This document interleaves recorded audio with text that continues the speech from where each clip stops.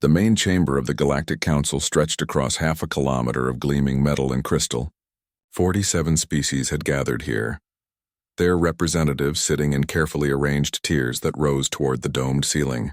Translator devices hummed softly as thousands of different sounds merged into a unified stream of meaning. At the center of it all stood Ambassador Chen Wei, her dark suit simple compared to the elaborate robes and adaptive armor worn by the other delegates. She had been listening for 3 days. 3 days of accusations, demands, and veiled threats. The vaccine representative, a being made of crystalline structures that shifted colors with emotion, had spent 2 hours explaining why humanity was dangerous. The Korthax delegation, massive reptilian creatures with 4 arms each, had presented military data showing human expansion rates. Even the peaceful Vreen, amphibious beings known for their medical expertise, had expressed concern about human unpredictability. The core message remained the same across all 46 other species. Humanity had expanded too far, too fast. In just 200 years since first contact, humans had colonized 300 star systems. Most other species took thousands of years to achieve 1/10 of that. The Council wanted it stopped. They wanted control. Director Vexilon, the current Council leader, stood at the main podium. The insectoid being's mandibles clicked as the translator converted the sounds to words. His species had led the Council for the past century, and he clearly believed his authority was absolute. Ambassador Chen, Vexilon said, his voice carrying authority through the massive space. The Council has reached its decision. Humanity will accept protectorate status. You will submit all military development to Council oversight. Your expansion beyond current territories will require Council approval. Your unauthorized terraforming operations will cease immediately. These terms are not negotiable. Chen remained perfectly still. She had expected this. The private meetings before the summit had made the Council's intentions clear. This was never about negotiation. It was about forcing humanity into a subordinate position. The alternative, Vexilon continued, is complete economic isolation. Your ships will be barred from Council space. All trade agreements will be terminated. Your colonies will receive no support or protection under Council law. And if humanity continues to expand aggressively, the Council will consider military containment. The chamber fell silent. Every species present understood what those words meant: submit or be crushed. It was the same choice the Council had given dozens of other species throughout history. Most had submitted. A few had fought and lost. None had found a third option.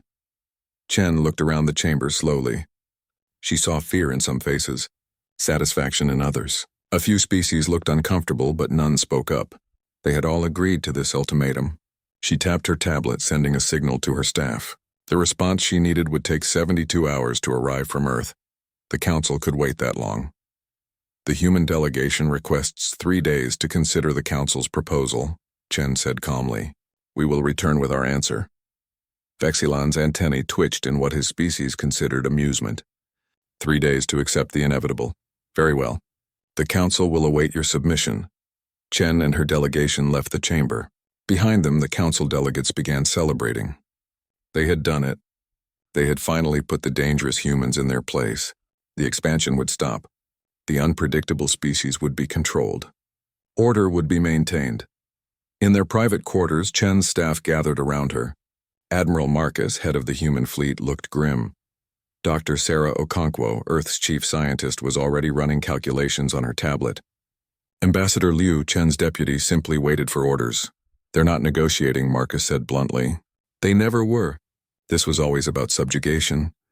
The economic sanctions would hurt us, Okonkwo added, but not as much as they think. We've been preparing for this possibility.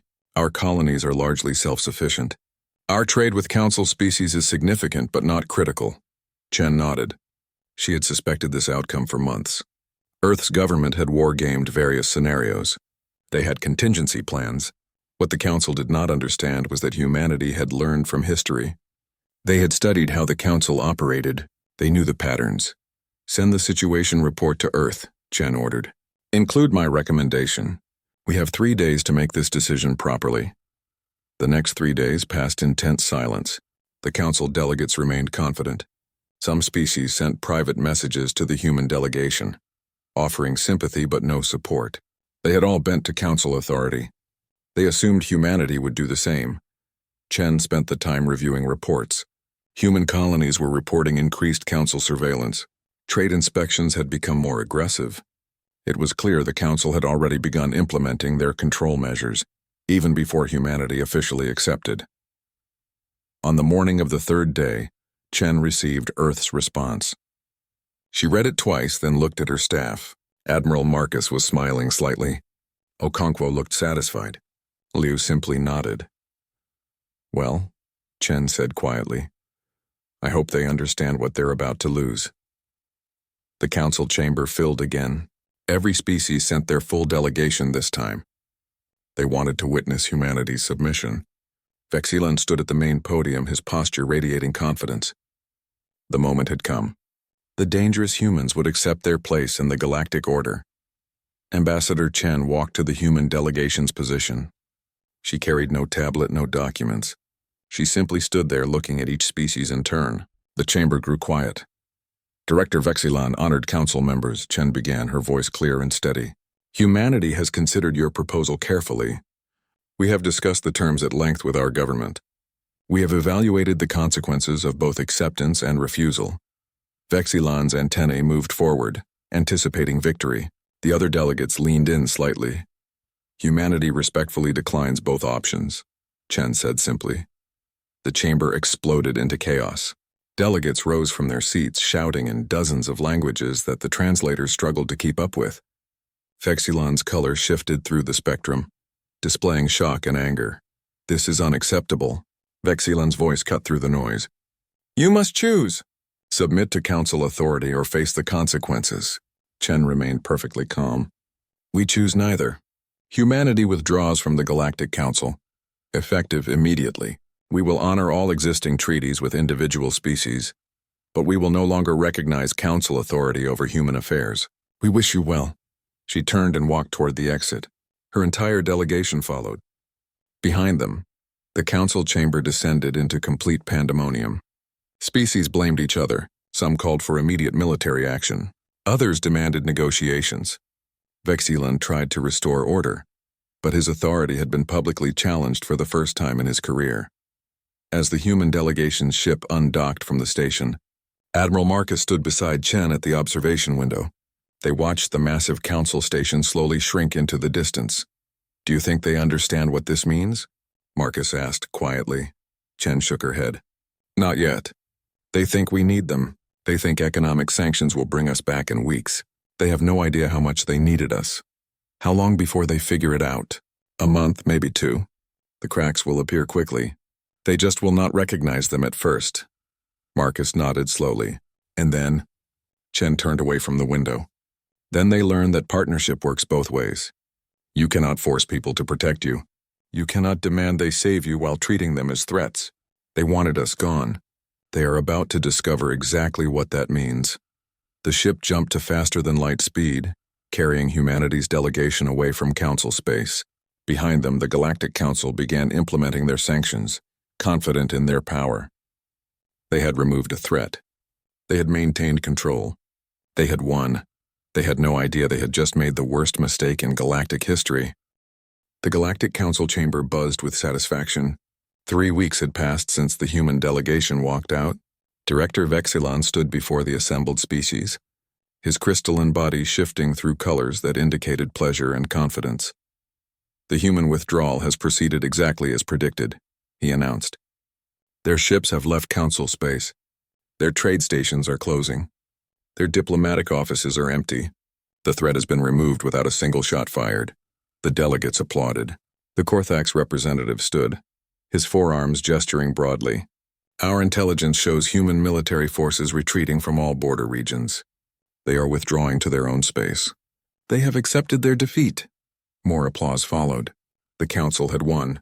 The dangerous, unpredictable humans had been put in their place. Order would be maintained. The galaxy would be stable again. What none of them mentioned was the quiet unease growing in certain sectors. The council's intelligence services had noted several unusual patterns, but these were dismissed as minor adjustments. Human patrol ships had indeed left their posts along 17 border regions. Human medical vessels had departed from 3 impoverished systems. Human merchant ships had canceled dozens of regular trade routes. These were seen as signs of submission. The Council believed humanity was cutting its losses and withdrawing to lick its wounds. They expected formal requests for readmission within months. They were already preparing the terms of humanity's return, which would be even more restrictive than the original proposal. The first sign that something was wrong came from the Outer Rim territories. The region had always been troubled by pirate activity. Criminal organizations operated in the gaps between Council patrol routes. For the past 50 years, human ships had filled many of those gaps. Their response time was legendary, just 8 hours from distress call to arrival. The pirates had learned to avoid areas where humans patrolled. Now those areas were empty.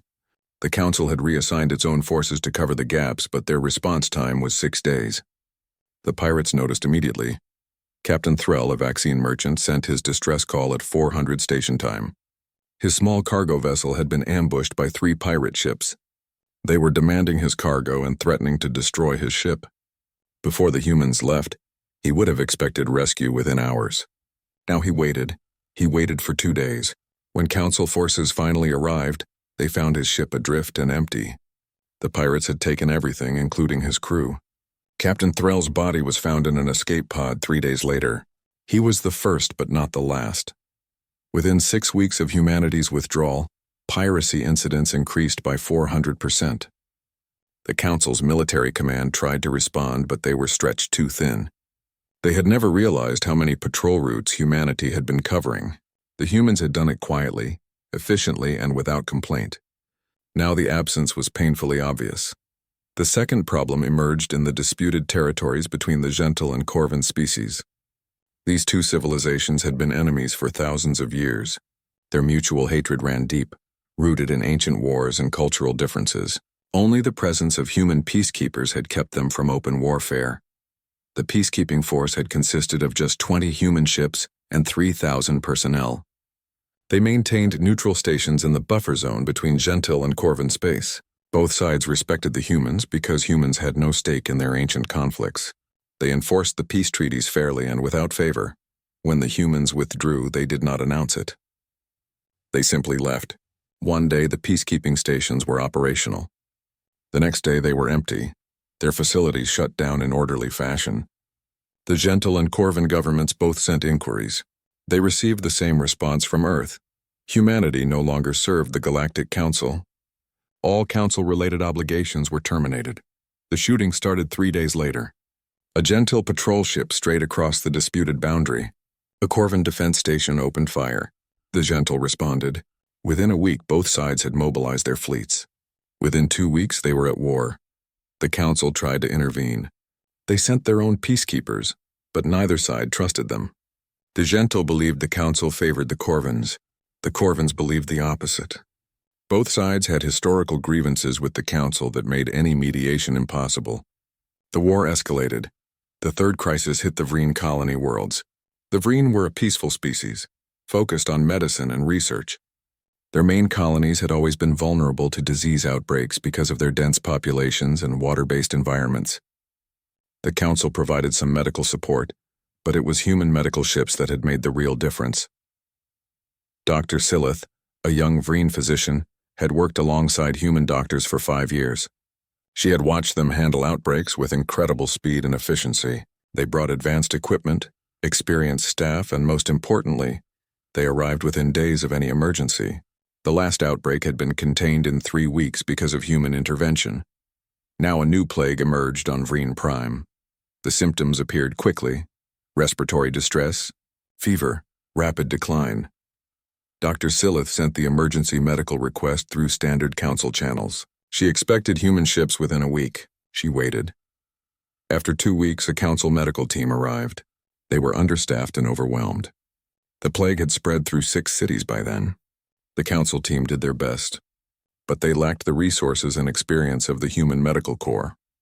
Dr. Silith watched helplessly as the death toll climbed into the thousands.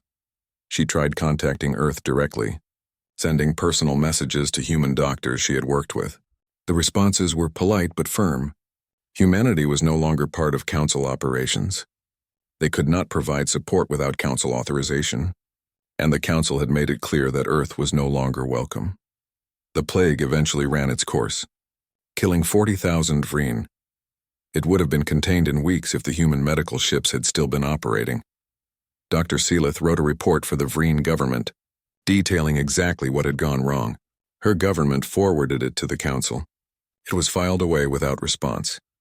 Meanwhile, the galactic economy began to contract. Human trade networks had connected hundreds of worlds.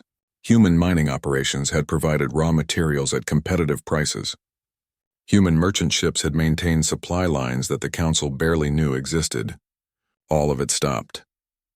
Resource shortages appeared first in the manufacturing sectors.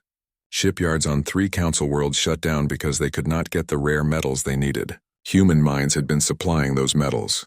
The council tried to find alternative sources, but prices tripled within weeks. Agricultural worlds that had relied on human technology found themselves struggling. Human agronomists had helped dozens of species improve their crop yields. Human atmospheric processors had made marginal worlds viable for farming. Without maintenance and support, these systems began to fail. Food shortages appeared on 6 colony worlds within 2 months.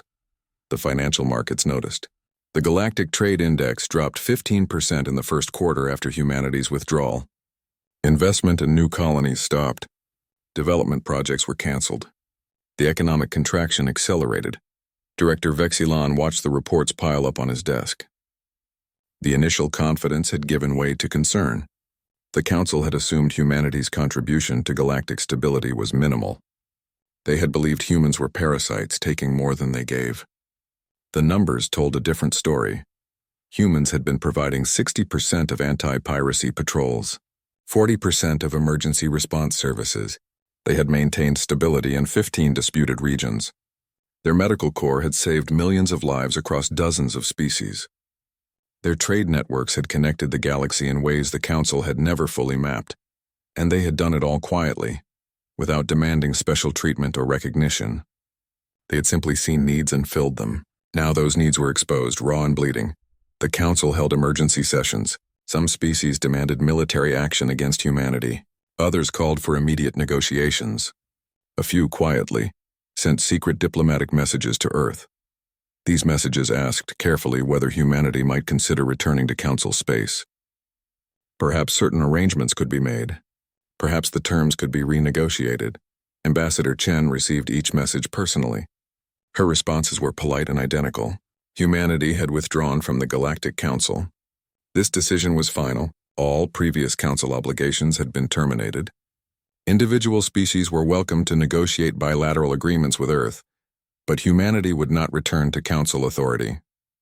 The secret diplomacy failed. The species that had contacted Earth did not want bilateral agreements. They wanted the old arrangement back, where humans provided services while the Council maintained control. They wanted the benefits without the partnership. Chen's government declined every such proposal. 3 months after humanity's withdrawal, the Council was in chaos. The gentle Corvin War was expanding, threatening neutral systems. Piracy had become epidemic. Disease outbreaks were going uncontained. The economy was shrinking, and the species that made up the Council were starting to blame each other. 6 months after humanity walked away from the Galactic Council, the galaxy was unraveling. The Council chamber that had once buzzed with confident authority now echoed with angry accusations and desperate arguments. Species blamed each other for the crisis. Old alliances fractured. New tensions emerged. Director Vexilon called the emergency session to order, but his authority had weakened considerably. The species that had once deferred to his leadership now questioned his every decision.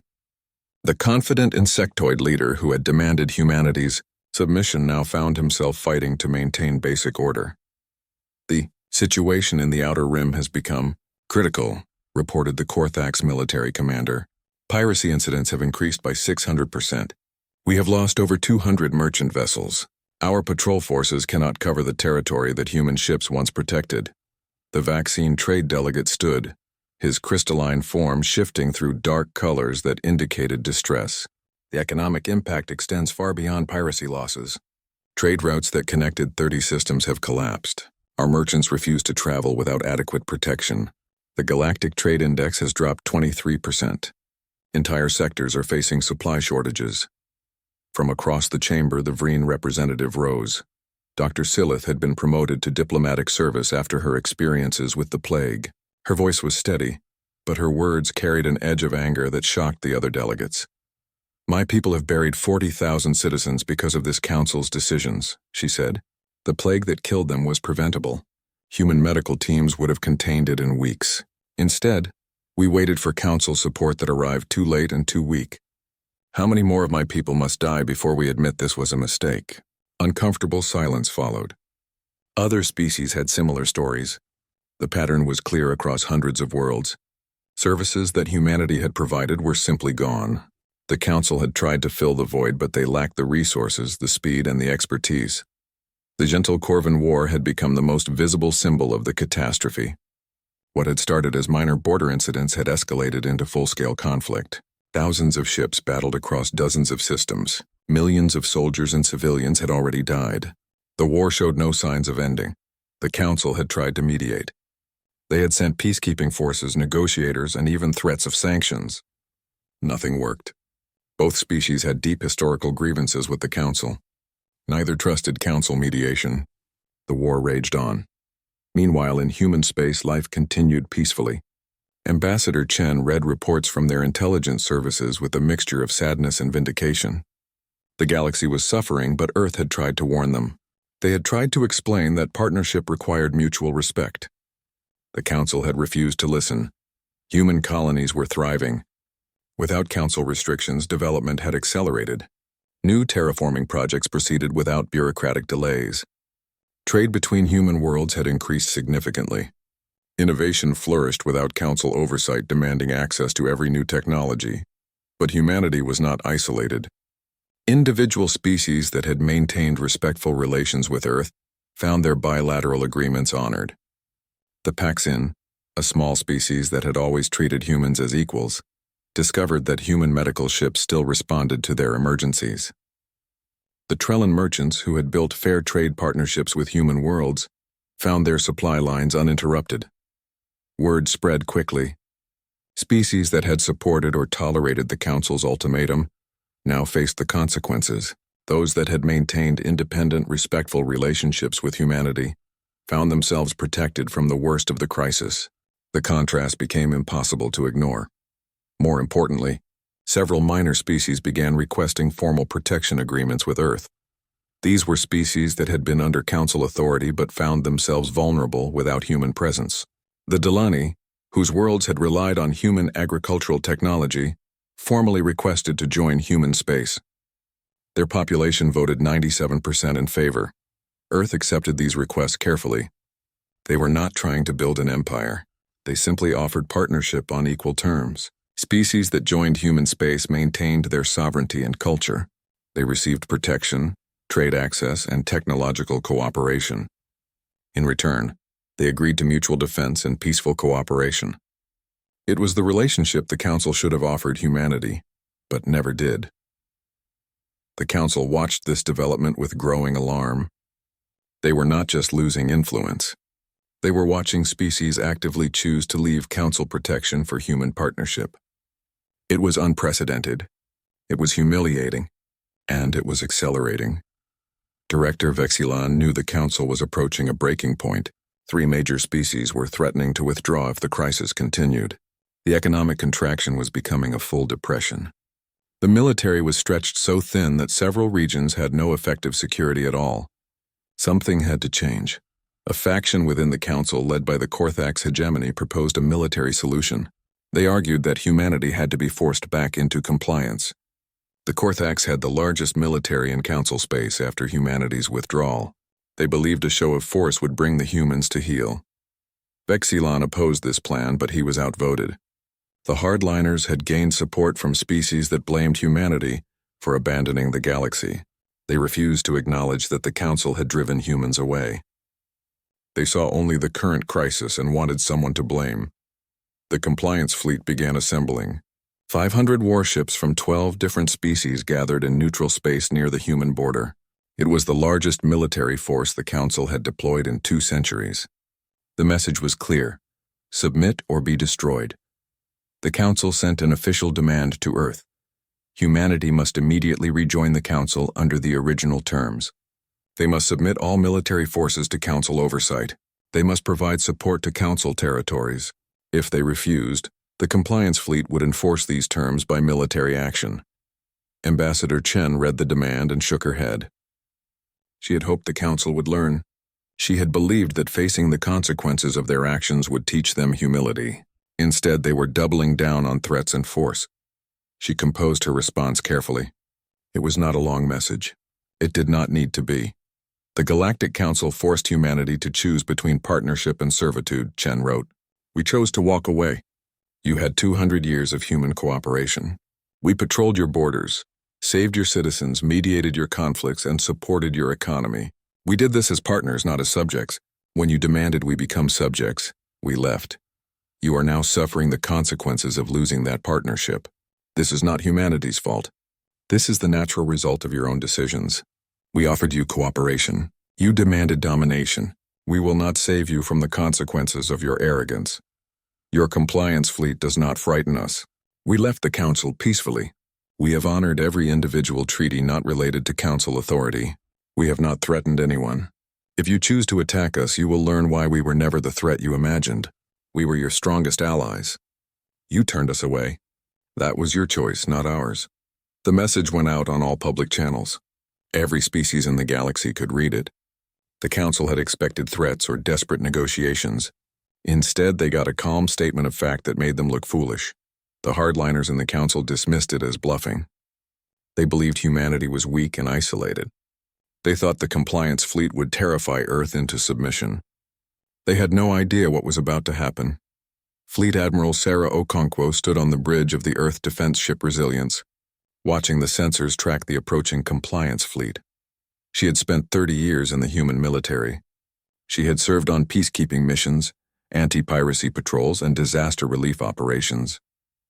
She had worked alongside dozens of alien species, earning their respect through competence and professionalism. Now those same species were sending a war fleet to threaten her home. It broke her heart, but she had her orders. Defend human sovereignty, avoid casualties if possible, but under no circumstances allow the Council to dictate terms through military force. The compliance fleet arrived at the Epsilon Persei line, the established boundary of human space. 500 warships took up aggressive formation. The Council commander sent a final ultimatum: surrender or be destroyed. Admiral Okonkwo responded with her own message. It was broadcast on all frequencies, ensuring every ship in both fleets would hear it clearly. This is Admiral Sarah Okonkwo of the Earth Defense Forces. You are approaching human sovereign space with hostile intent. I'm authorized to offer you one chance to withdraw peacefully. If you choose to attack, we will defend ourselves. You have worked alongside human forces for 2 centuries. You know we do not make idle threats. Please do not make us prove this. The Council commander, a Korthax general named Threx, laughed at the message. He saw 100 human ships facing his 500. He believed the numbers spoke for themselves. He ordered the attack. The battle lasted 4 hours. It would be studied in military academies for generations. The defeat of the compliance fleet shattered the Galactic Council's authority. Within days, 3 major species formally announced their withdrawal from Council membership. The Paxin, Trellin, and Vreen governments all released statements citing the Council's incompetence and aggression. They would pursue independent diplomatic relationships, particularly with Earth. Director Vexilon watched his political career collapse in real time. The Council chamber, once filled with delegates who deferred to his authority, now echoed with demands for his resignation. The species that had supported the military action now blamed him for the disaster. Those who had opposed it blamed him for allowing it to happen. He had no allies left. His resignation came quietly without ceremony. A career of service ended with a brief statement and an empty office. The insectoid leader who had been so certain of Council superiority now understood how badly he had miscalculated. Humanity had never been the threat. His own arrogance had been the real danger all along. While the Council descended into chaos, human space flourished. The contrast could not have been more stark. Earth's colonies reported record growth. Trade flourished between human worlds and their new partners. Innovation accelerated without Council restrictions. The species that had joined human protection agreements discovered what partnership actually meant. The Delaney people, who had been the first to formally request human partnership, were thriving. Human agricultural specialists helped increase their crop yields by 40%. Human engineers upgraded their infrastructure. Human medical teams established clinics on every Delaney world. In return, the Delaney provided specialized manufacturing and artistic goods that human worlds valued.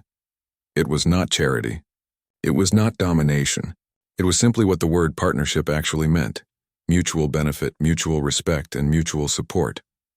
More species began requesting similar arrangements.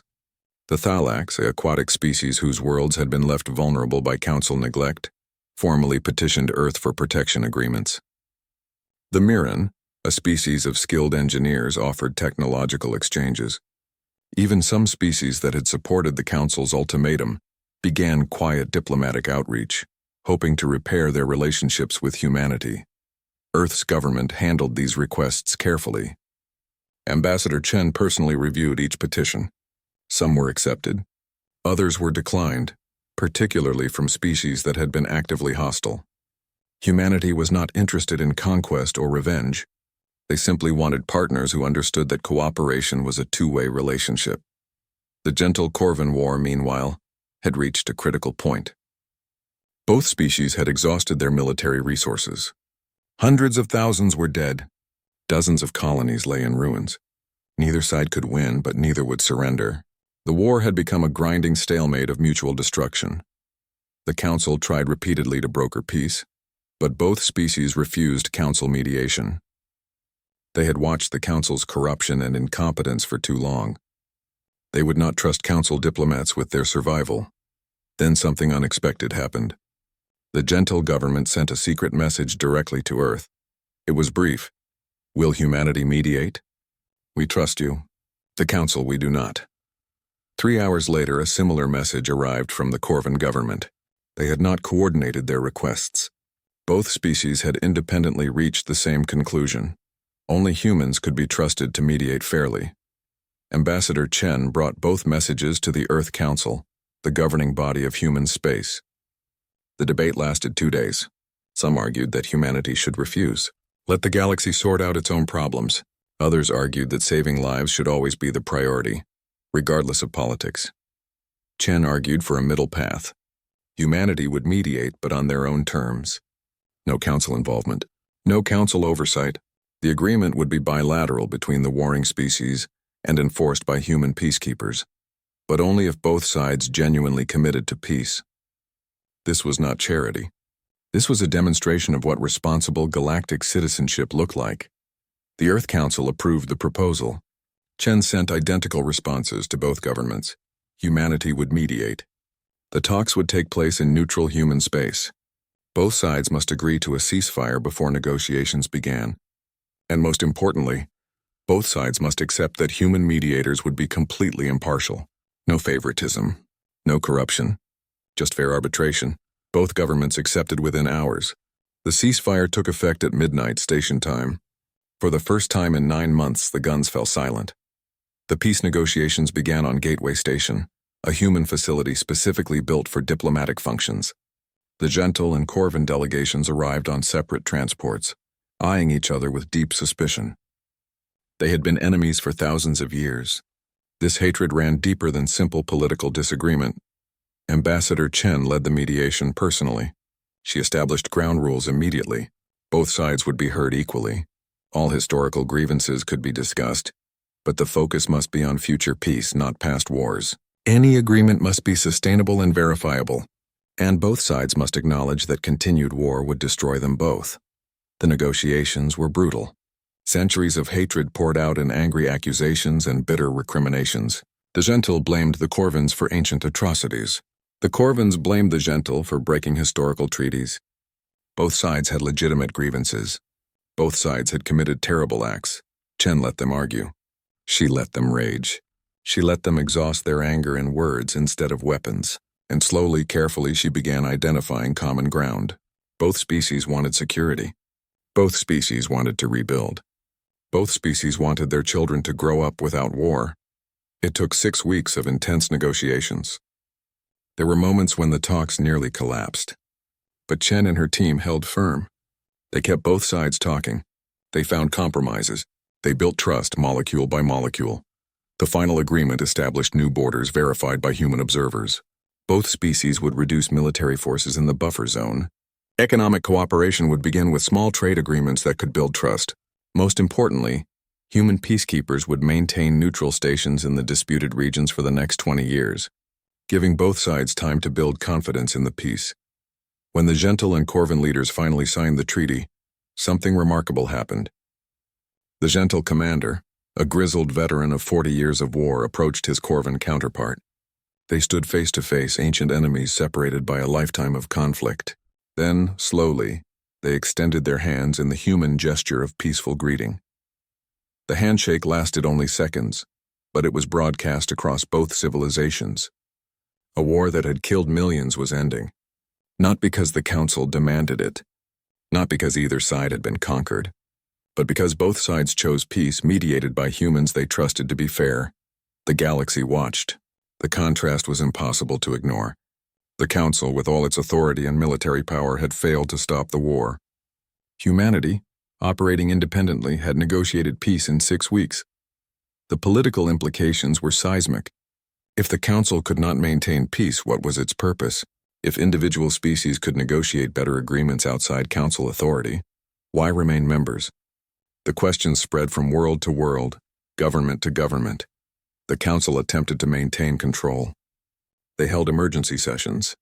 They proposed reforms. They promised change. But their authority had been broken by their own actions.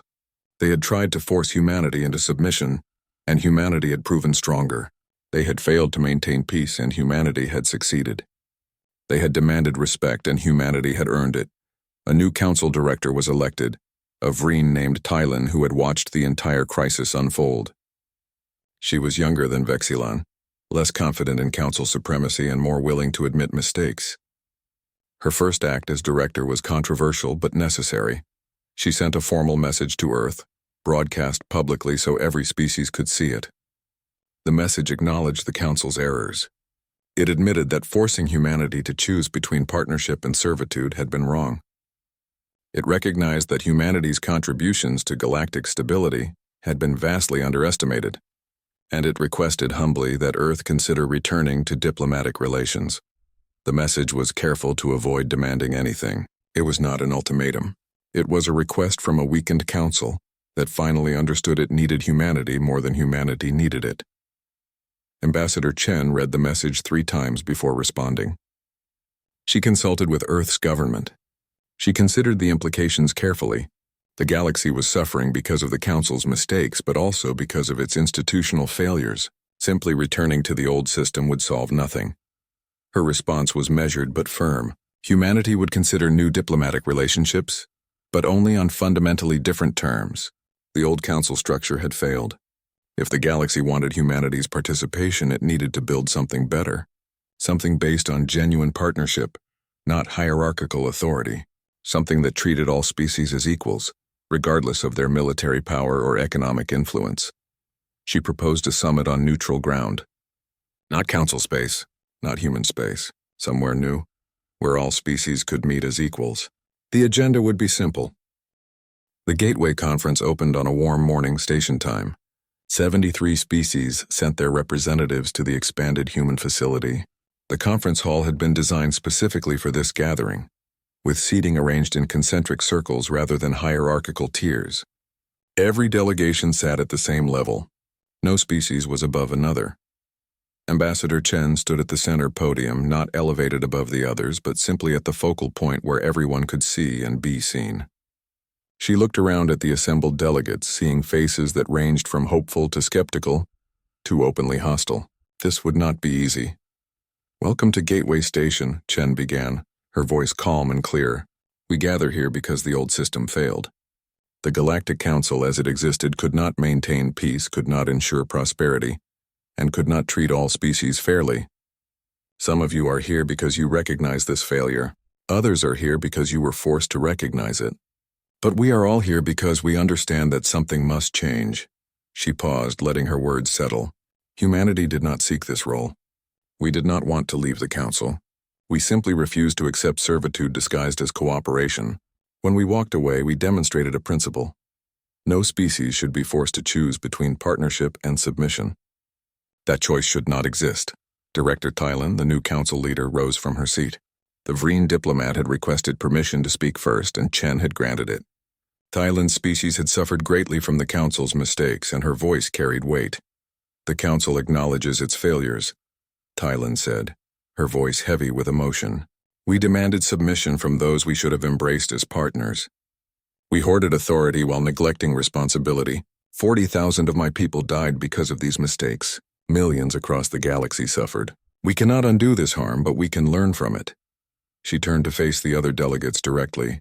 I propose the dissolution of the Galactic Council in its current form. The structure is broken beyond repair. We need something new, something built on actual equality, not the illusion of it. The chamber erupted in discussion. Some delegates applauded. Others shouted objections. The Korthax representative, a military commander who had survived the Compliance Fleet disaster, stood and demanded to be heard. My government lost 300 ships trying to force humanity into submission, he said bluntly. It was the greatest military defeat in our history. But it was also the greatest lesson. We thought power meant domination. Humanity proved that true power comes from earning respect, not demanding it. The Korthax hegemony supports complete restructuring. One by one, species stood to speak. The Trellin Merchant Guild described the economic collapse that had followed humanity's withdrawal. The Paxson ambassador explained how bilateral agreements with Earth had saved their people from disaster. The Gentle and Corvin delegates, sitting near each other for the first time in living memory, both spoke about the peace that human mediation had achieved. Not everyone was convinced. The Valdex Consortium, a coalition of wealthy species that had benefited from the old council structure, argued against change. They claimed the system just needed minor reforms. They suggested humanity was manipulating the crisis to seize power. Chen let them speak without interruption. When they finished, she responded calmly. Humanity seeks no control over other species. We simply refuse to be controlled ourselves. If the Valdex Consortium wishes to maintain the old system, they are welcome to do so among themselves. But they cannot force others to participate. That is the lesson here. Cooperation must be voluntary. The next 3 weeks were intense. Working groups formed to address specific issues: security, trade, dispute resolution, and collective defense. Humanity provided expertise and mediation, but insisted that every species have equal voice in decisions. The process was messy and often frustrating, but it was genuine. Slowly, a new framework emerged. The Galactic Community, as it came to be called, would replace the old council. It would have no permanent leaders. Instead, a rotating directorship would ensure no single species could dominate. Decisions would require broad consensus, not simple majorities, protecting minority interests. Most importantly, the new system established that membership was voluntary and could be suspended without penalty. Species could choose their level of participation. No one would be forced to submit to collective authority they did not accept. The community would coordinate cooperation among willing partners, not dictate terms to subordinates. Security arrangements were redesigned completely. Instead of one species or faction controlling enforcement, patrol duties would be shared proportionally. Wealthier species would contribute more resources, but all participants would have voice in how those resources were used. Humanity agreed to resume patrol operations, but only in coordination with partner species, not as subordinates or masters. The Valdex Consortium ultimately refused to join the new community. They withdrew to their own space, maintaining trade relationships but rejecting collective governance. A few other species followed them. Chen had expected this. Not everyone would choose cooperation. That was their right. On the final day of the conference, 68 species signed the Gateway Accord, the founding document of the galactic community. It was not a treaty of submission. It was a commitment to voluntary cooperation based on mutual respect. The signing ceremony was simple but profound. Each species representative came forward to add their signature or equivalent mark. There were no elaborate speeches, no grand declarations, just quiet acknowledgement that they were building something better. When Ambassador Chen signed for humanity, she felt the weight of 200 years of history. Earth's first contact with galactic civilization had been hopeful. That hope had been tested, broken, and rebuilt. This signature represented not triumph, but the hard-won wisdom that comes from difficult lessons. After the ceremony, Director Tylan approached Chen privately. The Vreen diplomat looked exhausted but satisfied. "Thank you for giving us this chance," she said quietly. "We did not deserve it after what the Council did to your people." Chen shook her head. "The Council's leaders made those mistakes. Your people suffered because of them. We did this not as a favor, but because it serves everyone's interests. That is what partnership means. We rise or fall together." Tylan smiled, a gesture her species used to indicate gratitude. "The first rotating directorship will be selected next month. Many species are nominating you." "I will decline if nominated," Chen replied firmly. "Humanity does not seek to lead the community. We want to be equal partners. Nothing more, nothing less." 6 months after the Gateway Conference, the galactic community was functioning smoothly. Joint patrol operations resumed in the Outer Rim, with human ships working alongside Trellin, Paxson, and Vreen vessels. Piracy rates dropped back to pre-crisis levels within weeks. The gentle Corvin peace held firm. Human peacekeepers maintained neutral stations in the buffer zone. But increasingly, gentle and Corvin personnel worked together on joint projects. Ancient hatred was giving way to cautious cooperation. It would take generations to fully heal, but the foundation was solid. Economic recovery began immediately. Trade routes reopened. Supply chains stabilized. The Galactic Trade Index climbed steadily as confidence returned. Within a year, the economy had recovered to pre-crisis levels. Within 2 years, it exceeded them. Human medical teams returned to their humanitarian missions, now working under community coordination rather than council authority. Dr. Silith, who had lost so many patients during the plague, found herself working alongside human doctors again. The pain of those losses never fully healed, but she channeled it into ensuring such disasters never happened again. The Valdex Consortium watched these developments with growing unease. Their economy struggled without access to community trade networks. Their security deteriorated without cooperative patrol arrangements. Several consortium members quietly approached community representatives about potential membership. Their applications were accepted without gloating or demands for apology. The past was the past. The community looked forward. Admiral Okonkwo retired from military service and accepted a position training community security forces. She spent her days teaching officers from dozens of species the principles that had made human forces effective: discipline, cooperation, and the understanding that protection was a service, not domination. Former Director Vexilon lived quietly on his homeworld, watching galactic events from a distance. He had declined all interview requests and public appearances. His legacy was fixed, the leader who had driven humanity away and nearly destroyed the galactic order. But in his private writings, later discovered, he acknowledged the lesson he had learned too late. Power without wisdom is worse than useless. It is dangerous. Ambassador Chen, now Secretary General of Human Interstellar Affairs, spent most of her time coordinating Earth's participation in community activities. It was demanding work but satisfying. Humanity was no longer fighting for recognition. They were simply one partner among many, contributing their share and receiving their due. 2 years after the Gateway Conference, a new crisis emerged. A massive asteroid was detected on collision course with Delaney Prime.